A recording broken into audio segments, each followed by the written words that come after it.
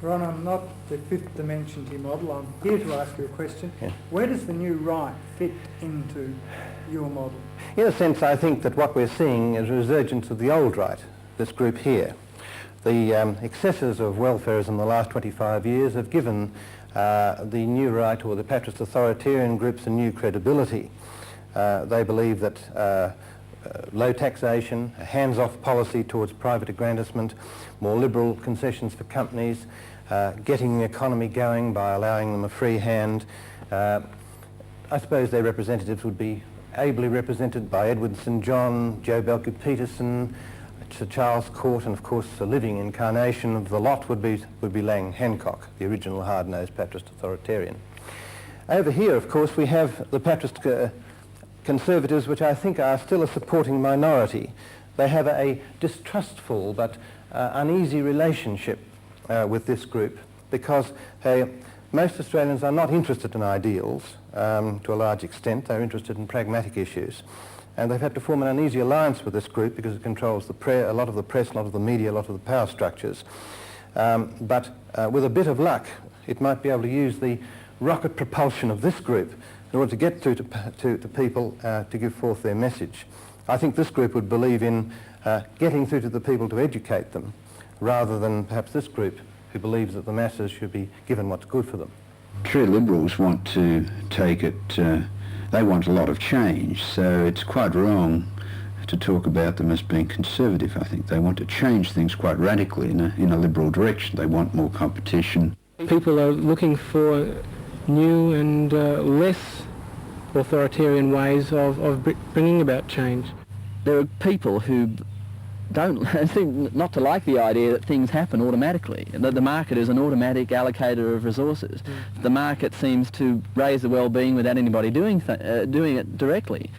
I put the solution fairly and squarely in a demand that governments, because governments are finally responsible in these matters, in a sense reintegrate the institution of the family, not as a centre of love and affection, which I presume, but as a simple functioning mechanism for providing the basic social services, which is the care of the very young, the sick and the old. And the moral question that people have to face is what rights do people have? How can you best protect these rights? Is the state the best means of achieving this protection, or is in fact the state, as libertarians believe, the major enemy? Now, if the family generally throughout a particular society is doing this, you can see immediately that you've cut out half the reasons for the existence of bureaucracies. The welfare bureaucracy wouldn't completely go, of course, but more than half of it would go. Taxation would be diminished to that extent. There's a lot more scepticism about what governments can achieve. I think there's a much wider spread feeling now that governments are overextended and overburdened, and that they've promised more than they can perform. Before analysing more closely what the so-called new right is saying, it is perhaps instructive to have a closer look at who they are. Leo Hawkins, with a background in Liberal Party politics and now lecturing in politics and local government at RMIT, is well placed as an observer. Leo, can we start overseas? Yes, Brian, I think that's where most of the initiatives are occurring. There are three groups of people involved that I am conscious of. The first is aggressive young businessmen, the products of management education and not of the feather bedding of the 30s. Secondly, there are academics who are, as you would wish, criticising their society, and particularly so because of the way in which their institutions have been run over the last few years on communal basis. And finally, there is concerned and articulate members of the general public who are increasingly conscious that government activities have grown so big that they no longer help them, they constrain them. Where are these groups most obvious overseas? In America or Germany or where? I think that we're more conscious of the ones in America, but in the future we'll see more from Britain, because Mrs. Thatcher and particularly her ideological guru, Sir Keith Joseph, are trying in Britain to legislate for the first time post-war in Europe some important aspects of the conservative ideology. And then coming home to Australia, what's the situation here with the new right? Are there any groups emerging here? Well, the problem with the new right in Australia is that it's got tied up with racism. When people talk about the right wing here, they tend to think in terms of League of Rights and so on, and that's an image problem that the new right has. But increasingly we're seeing small government advocated both at local level in terms of smaller local councils and so on, and at government level where Herculean efforts are being made to restrain, indeed reverse, the inevitable or seemingly inevitable increase in the size of bureaucracy. And what about groups like Greg Lindsay's Centre for Independent Studies? Yes, I think that's the most important development. That deals with the second group I mentioned, the academics. Hitherto in Australia these have not been a significant part of the new right.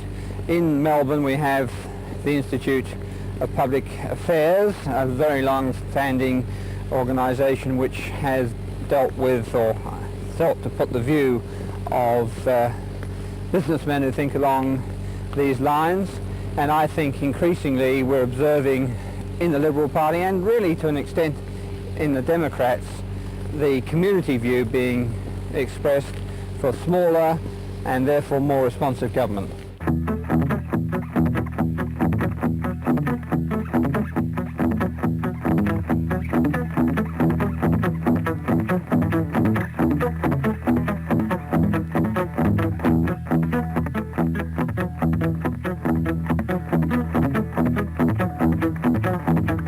The common thread running through the outlook of the various groups associated with the new right is an abhorrence of the growing power of the state.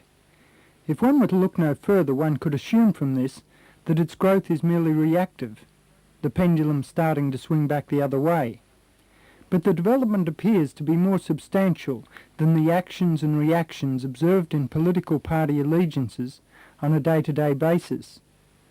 Max Harris, in a recent column in The Australian, stated the outlook of the new right, or new conservatism as he labels it, more positively. At the heart of the new conservatism is the radical and indeed revolutionary aphorism of the late E.F. Shoemaker that small is beautiful.